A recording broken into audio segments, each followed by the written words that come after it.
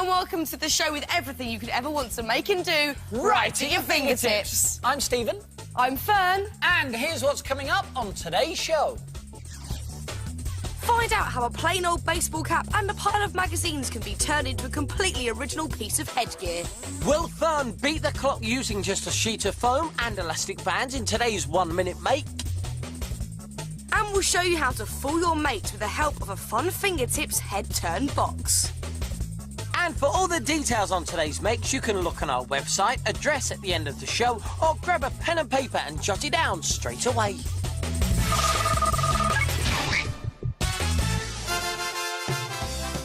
Oh yeah, feel that tropical rhythm always gets me in the mood for cooking. Oh, it's there.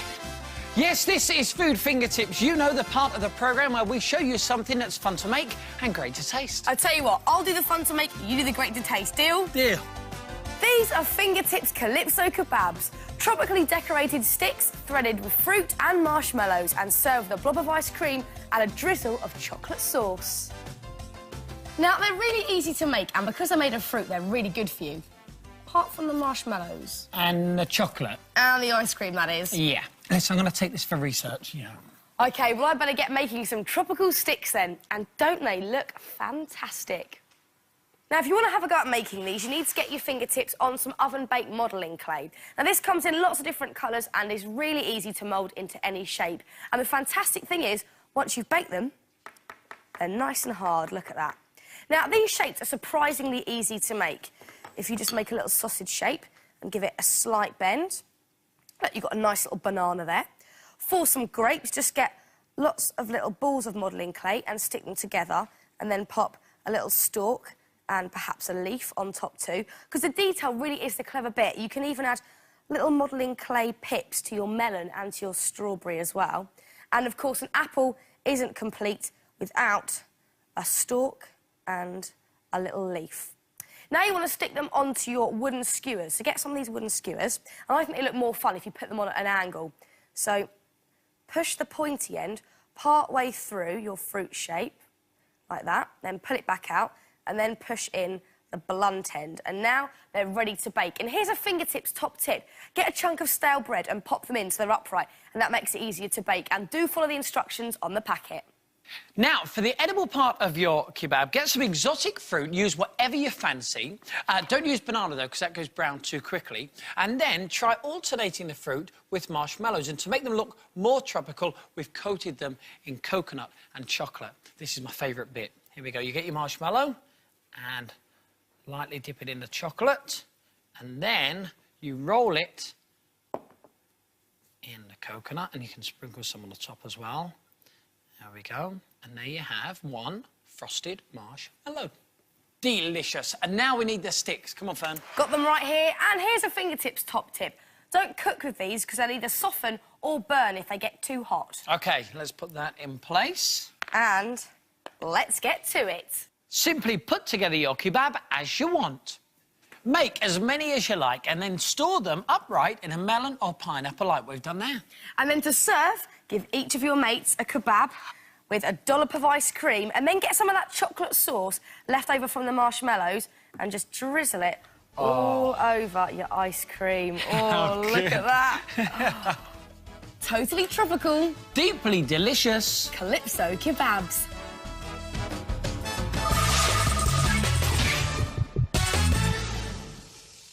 This is Little Fingertips, the part of the programme where we show you how to recycle stuff you can most probably find around your home. And today, we're going to show you how you can turn this plain baseball cap into this, and this, and this. Looks great, doesn't it? And the smartest thing of all is the cap always stays the same. It's the design that's interchangeable, which means you can make one for any occasion. Maybe you go into a football match, or a concert, or you just want to make one that will go with your outfit. So, a baseball cap, and then get loads of magazines, and you want to cut out pictures and letters and logos that you like the look of, or maybe just design your own one. It's up to you. Now, we're going to make a fingertips cap, so we've cut out loads of letters, and you want to make them nice and stiff, and to do that, just back them with card, like we've done here. And if you want to give them a nice shiny finish, you could coat them in some clear nail varnish. Now, once you've cut out all the letters that you need, you also need some hook and loop fastener. Now, I'm going to do 2 lines of writing, like we've done on this cap here. So, you need double the width of the front of your cap of hook and loop fastener, and when you've got that, just cut it in half and stick on both the same parts of the hook and loop fastener, one there, and one just there. And this can be the hook or the loop, it's entirely up to you. So that's in place. Now you need to put the other part of the hook and loop fastener on the back of your letters. Now this bit can be a bit tricky, so take your time with it, but once you've done all the letters, it's going to look so fantastic. So let's just stick this one on. What letter should we have? Let's have the F. So just stick it on the back, and then stick it onto the cap, and do the same for the rest of the letters. And you can move them around as you like. So whether it's letters or pictures, look cool in any situation with a fingertips interchangeable baseball cap.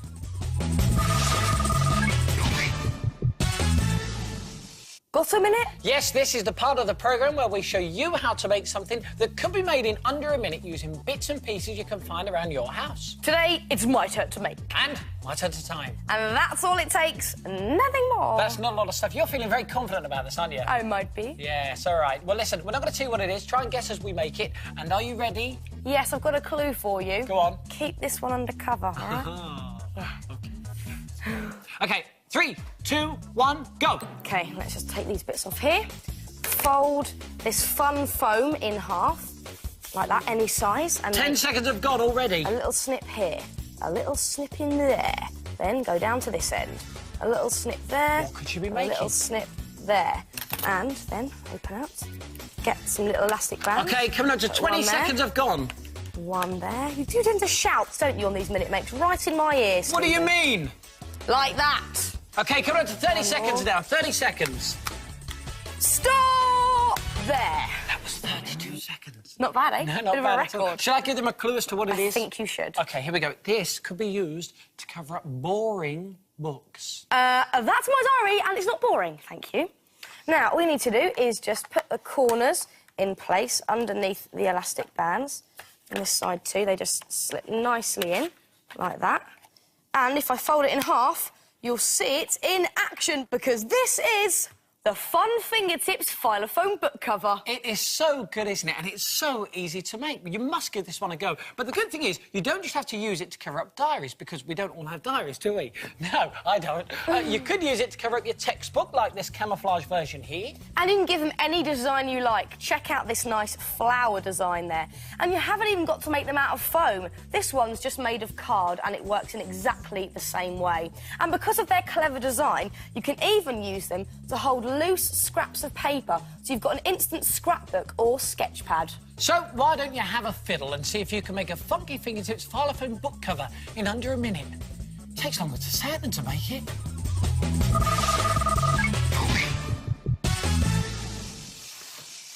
This is Fun Fingertips, the part of the programme. Oh!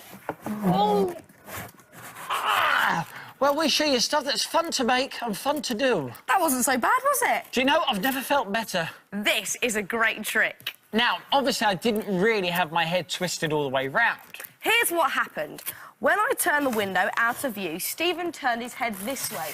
Then, as I continued to turn the box round, Stephen turned his head back this way, and as the window comes back into view, so does Stephen's head. Making it look, thank you, making it look as though my head had been twisted round. You can take it off now, Stevie.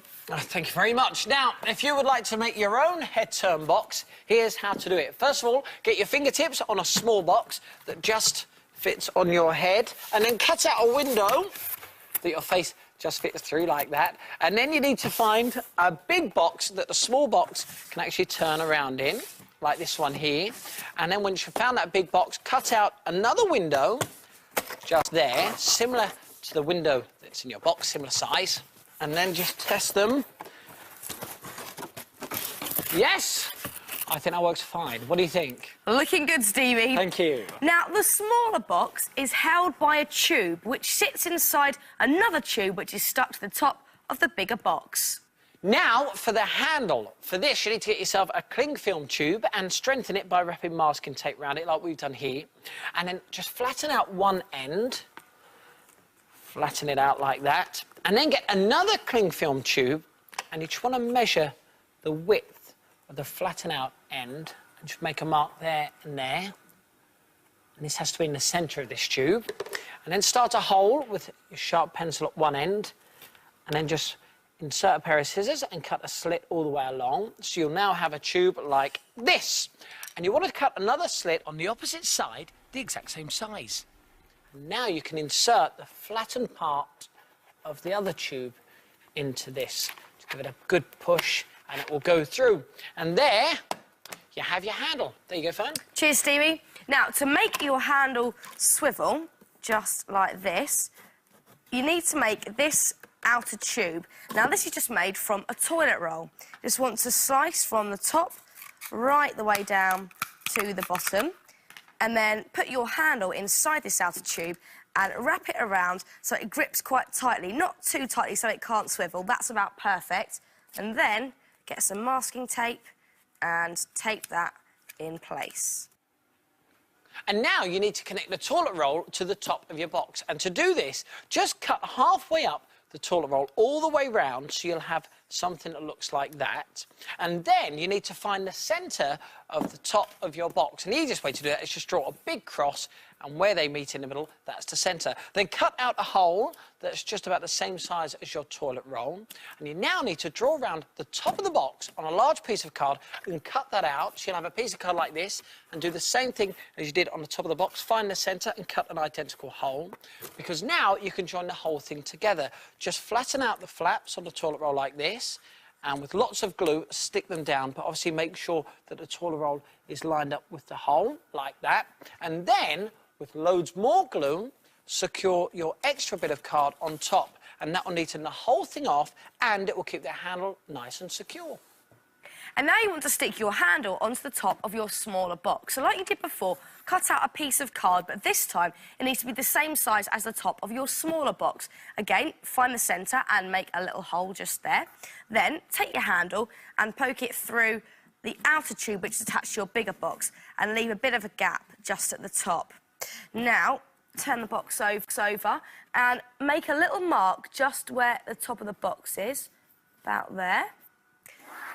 And cut 5 or 6 slits up to this point, so your handle will look like that. Now, push this through that piece of cardboard with the hole in, fan out all these separate bits, and stick it in place. And once all the glue has dried, you can decorate your head-turn box. And as you can see, we've gone for a very cool metallic look. If you go to the Fingertips website, as always, addressed at the end of today's show, you can find out all of the information of how to make your own head-turn box. And now it's time to put it all together. So, put your smaller box inside your bigger box and push one of the tubes inside the other. That's it. And then you can put your handle in place. And now you can test it. Right, sit yourself down. OK. Tell you what, I've been looking forward to this bit. Pop that on top. Right, now all I do is go 3, 2, 1, and we twist, and we go, and we go. That works really well, doesn't it, Stevie? Certainly does. But once you've done a bit of training, you don't even need the box. Oh, makes you feel a bit dizzy, though. Well, that's it for today's show. If you want to make anything from today's programme, then why don't you check out the Fingertips website? The address is on the screen now. And we'll see you soon for some more Fingertips. Bye!